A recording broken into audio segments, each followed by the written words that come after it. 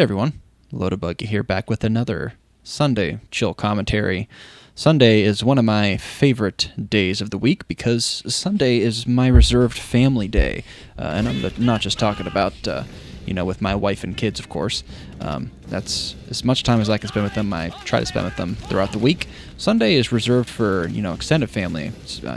Have lunch with my parents and my bride's grandparents, and then we mosey on over to my bride's mother and father's house, where her brother and his wife, we all kind of hang out, let our kids play, enjoy some conversation, maybe play some games. If it's football season or basketball season, maybe watch some sports. And it's just a day to unwind before we head back into the work week and just spend time together. So Sunday has always been a really enjoyable day for me. But, of course, it is a Sunday chill commentary, so there is no script, there is no plan for what I could possibly talk about here. So I've got some World at War action for you, and it seems like finding matches for this game can be a little wishy-washy. I try to jump in every single week and get some gameplays recorded for as many Call of Duties as I can, but I have a good amount of COD 4 and Black Ops matches stacked up. And I'm a little short on Black Ops 2 and World at War because these ones seems to be the most hacked games, I guess, in the Call of Duty series.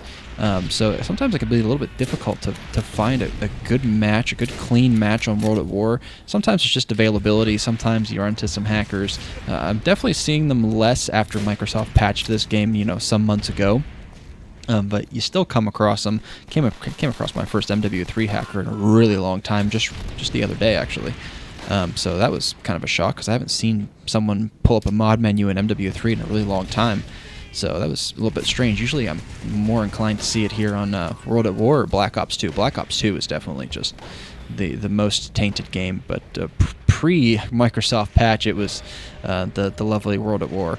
I really, really love this game. I think it's super fun. But anyways, what was I talking about? I was saying that it can be a little bit difficult to find matches on this game. I try to record as many matches as I possibly can, decent matches from all the Call of Duties, and I'm a little bit short on World at War matches, so I apologize if this gameplay is not super exciting or high scoring, but kind of take what I can get. I think I got some decent shots here, a fair amount of kills, and I think it ended up being a premature disconnection at the end. I'm not entirely sure. I guess we'll find out once we get to the end of this gameplay. But I really love World at War, so I try to get as many gameplays as I can, but it can be a little bit tough sometimes even finding a lobby whenever I actually go to record it. Maybe that's just timing, maybe that's just availability of players whenever I'm going to log online, since I'm a little bit on the West Coast here in Arizona. Maybe everyone who plays this game are on the East Coast or in a different country and they're just not on the same time zone as me. I don't know. But it's a little bit of a bummer because I'm trying to get as many games as I can for World at War, and it's a little tough. So anyways, I think I'm talking in circles a little bit here, but that's Sunday chill commentaries for you.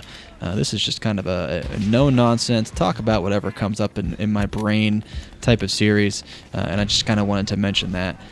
But I figured that since we're kind of on the topic, we can talk a little bit about Call of Duty in general and some of my favorite things about this series, at least from back in the day, that makes it such a fun thing for me to play, even by today's standards. I don't just record these Call of Duty games just because I want to have old school Call of Duty in the background for my videos. I mean, that's obviously a big draw for people, is watching COD commentaries in 2024.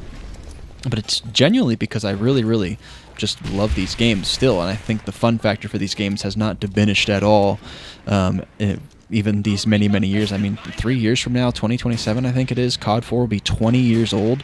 And as long as there's players still playing that game, you're going to see me logging online to that game. And once it dies, I'll just move on to Modern Warfare Remastered. But once 2028 hits, you'll still be seeing me trying to find matches in World at War. As long as there's players available, I'm going to be trying to find players for all of these games because they're just so fun. I think that just the simplistic combat system, the gunplay in these games is just the biggest draw for me, because there's much consistency, with the exception of like Black Ops 1 and Black Ops 2. They diverged a little bit on the gunplay, but COD 4 to Modern Warfare 2 for sure all felt pretty similar.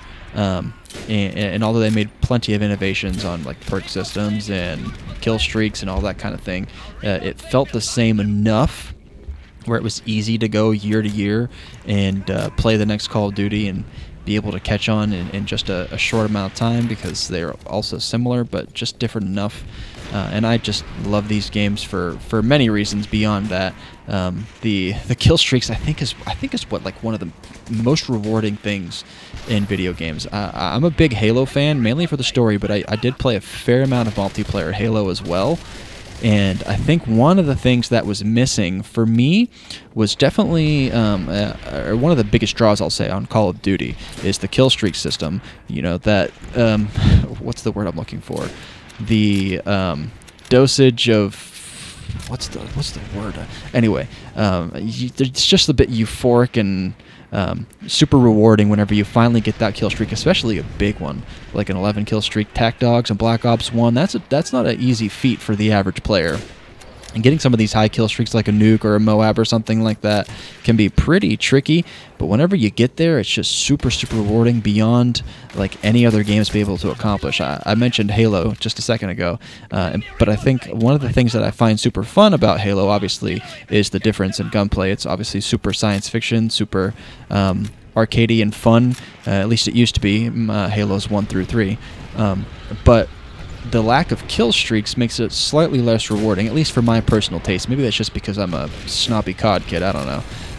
But I think that it just didn't give me the same feeling of ecstasy, if you will, whenever playing Halo as it did for Call of Duty, because I didn't really get that big, obvious reward saying, hey, you just did an amazing job getting a 10 kill streak. And although like Halo has its medals and stuff like that, you have to have kills in such quick succession that it can be really hard to achieve those things. But I guess at the same time, counter-argument, I'm arguing with myself now, counter-argument, I think that might even be an even more rewarding feeling, is whenever you get those Halo medals like the Kilimanjaro and et cetera, Killionaire. If you can achieve those, getting like 10 kills in quick succession, I think that's even more rewarding than even Call of Duty. So maybe I'm switching sides here. Maybe I think I'm a Halo guy now. I think I hate Call of Duty all of a sudden. No, I definitely don't hate Call of Duty. I hate modern Call of Duty, or highly dislike modern Call of Duty.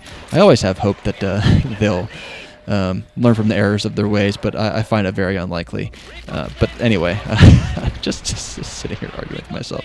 This is just the stupidest video ever done. I'm just glad that I was able to get a World at War video for you guys, because like I said, they're pretty few and far between, and this was a really fun match for me, even though it wasn't like super, super high scoring for me. At least I don't remember it being high scoring, but I hit some good shots anyway.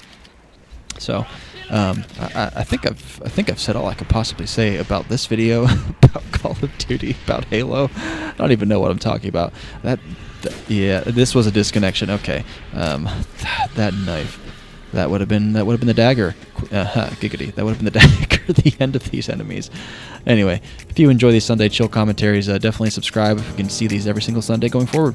Thanks for watching the video, everyone. Bye now.